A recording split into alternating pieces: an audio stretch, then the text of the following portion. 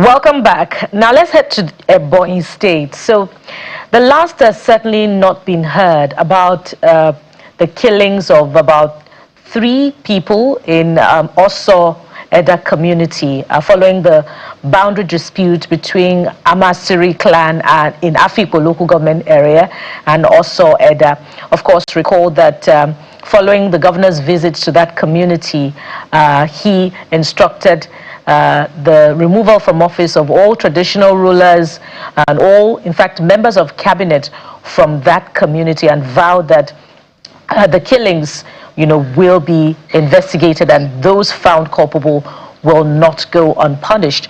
But of course, the people of Amasiri community have also been speaking about this particular event and, accusing the governor of not implementing a certain white paper on the boundary dispute between that community and, of course, also Eda in Ebonyi State. So let's get a full perspective of what exactly is happening in a bid to representing all sides to this particular story. And joining us on the program this morning for some insights is the State Commissioner for Information in Ebonyi State, and he is right here joining us from Ebonyi State virtually, Barrister Ikiwa Omebe, Commissioner for Information and Strategy in Ebonyi State. Barrister Omebe, I hope I got your name correctly.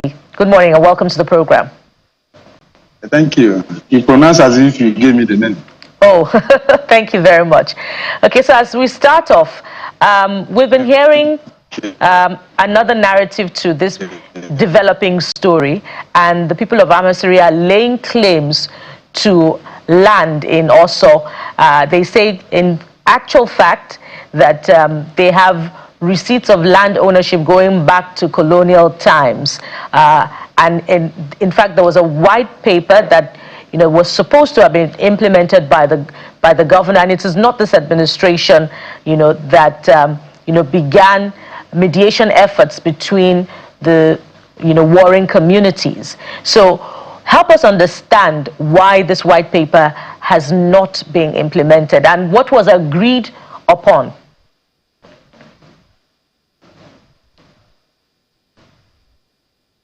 Commissioner, can you hear me?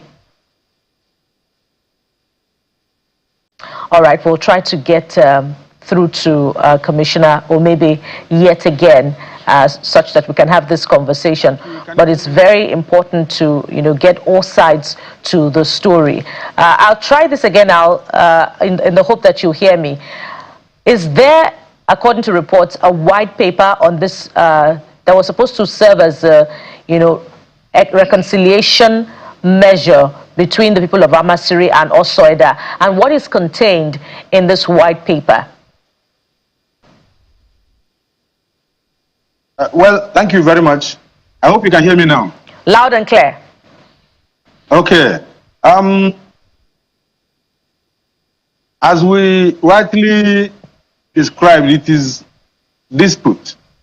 All these problems arising here and there are product of a long-standing dispute, land dispute. And as you rightly observed, the previous administrations also have been taking steps. And what I want to say is that on assumption of office of this present administration, issues concerning security, protection of life and property of our people is really on the top of our priority as government. And we never joked with that. And one would expect, as they are saying, that if there is any white paper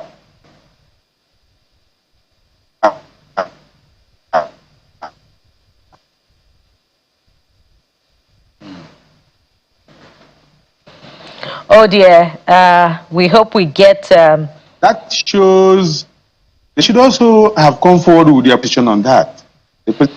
Anybody taking laws into his hand. Pardon me, Barrister, maybe I think you should go back to the beginning of your point, or maybe halfway. You were making a vital point about whether or not there was a white, or there is a white paper. So help us understand, is there a white paper that the governor failed to implement to provide a solution to this dispute? And that is the point I was telling you, that dispute resolution is a continuous exercise. It is a continuous exercise.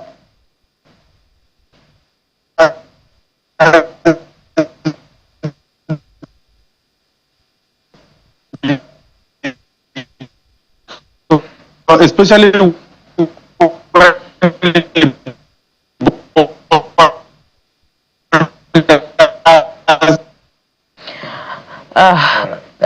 it's a difficult one. We may have to wait until we have better network through to Commissioner Ikewu, or maybe in order to have a seamless and comprehensive conversation. But the petition, that has been sent by the people of Amasri is noteworthy, and it's also important to get the side of the, the state government, because it's the state government has been accused of being high-handed here, of sacking outright traditional rulers and cabinet members representing that community, and they feel that they haven't been granted a fair hearing, and that allegations against the people of Amasiri that they're responsible for the killings should be proved before such actions should have been taken by the Ebonyi state government. I must say, disturbing scenes coming out of Amasiri. And for a lot of the people staying there, it is reported that they're actually leaving now because of the expiration of the ultimatum given by the state government to produce what described as people who were beheaded, kidnapped, and the rest. Amasiri is an Afikpo local government area. I served in Ebonyi state, so I have a fair understanding. It's a bit faint, but a fair understanding of the area, the people, and themselves. We've had some of these disputes over land for quite some time now. And you understand that with the growing development, there are more people who are holding on to these age-long disputes, age-long quarrel. But sadly, it has led to bloodshed, and now people leaving their homes, lots of fear in the air. This is clearly not a recipe for development. So it's important for us to get to the heart of this matter, because for the people of Amasiri, they said that we're not responsible for these killings, or the reported killings as the case may be, or abductions, and they are standing their ground. Yes, the government had given the ultimatum. Yes, the ultimatum has expired. Now the people are afraid, but clearly the government believes that they are responsible, or at least wants to get to the heart of this. So we must find a middle ground, honestly, because I think Ebonyi State is largely a quiet state. If you know the state well, it's quiet. Yes, we've had these skirmishes, but ultimately, people of Ebonyi just want to go about their lives peacefully. So we're going to try and reconnect with the commissioner. But Jeffrey, in 2026, these are the issues we're still dealing with. It's quite unfortunate. Boundary issues are very sensitive issues. Boundary issues, even among states. I think there's even the issue of the oil wells, 76 oil wells between Akwa Ibom and Cross River State. It's still an issue today. There's the issue of Bakassi that comes up time and again, because this has to do with people's ancestral homes. There's a reason why that term was coined, ancestral. It's more like your ancestry's umbilical cords were buried there. And in African culture, except otherwise, when people pass on, they take you there to go bury you. And then if you're now blessed with some natural resources, so whether you have anything or not, the sense of that home that you have is quite important. But when there are disagreements that people now resort to killing, that's another thing altogether, and it's totally unacceptable. Yes, the government, that's why we had to invite the government to come and say, these people are saying, what you're accusing us of and the things you say we perpetrated, we did not do it. As a matter of fact, let's even accept without conceding from the statement I read, the law presumes that we're innocent until proven guilty. So why are you coming at us hard as this? Which is why I wanted to hear the side of the government on this to say, okay, what exactly is the side of the government that is making government take the kind of action it is taking? Because Amasri people are apparently calling on the president and the federal authority for intervention because they don't feel protected by the state government. Their position may be right, it may be wrong, so we need to hear all sides. Honorable Commissioner, I understand you're back. Can you hear me now? Yes, sir. Thank you, sir.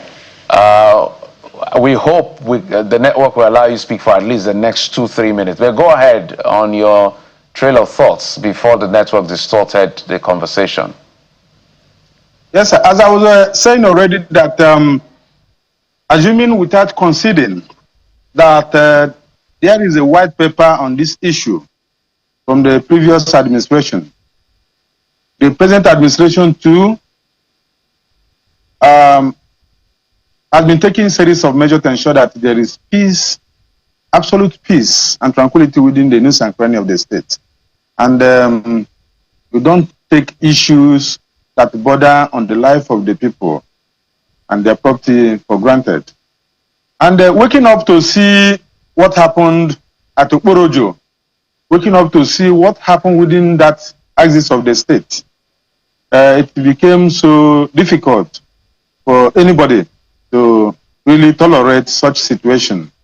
It was a serious carnage.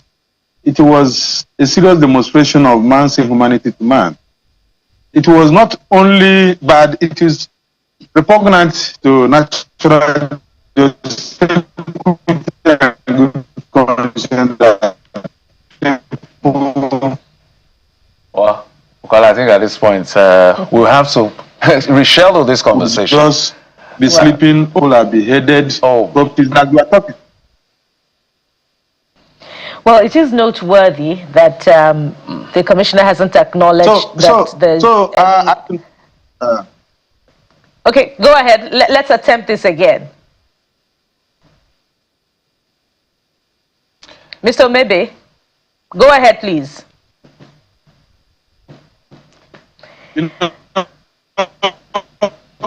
Apparently, the network is certainly disallowing us. But I was going to say, Jeffrey, that it is noteworthy that the commissioner has not acknowledged that there's any document that has been brokered as a mediation to the dispute between Amasiri and Oso in Ebonyi State. We would like to see from the representatives and spokespersons of Amasiri community this white paper, because according to them, the governor instructed that all litigations be withdrawn, and then there would be, a solution. There would be, a panel that would broker, reconciliation between both parties.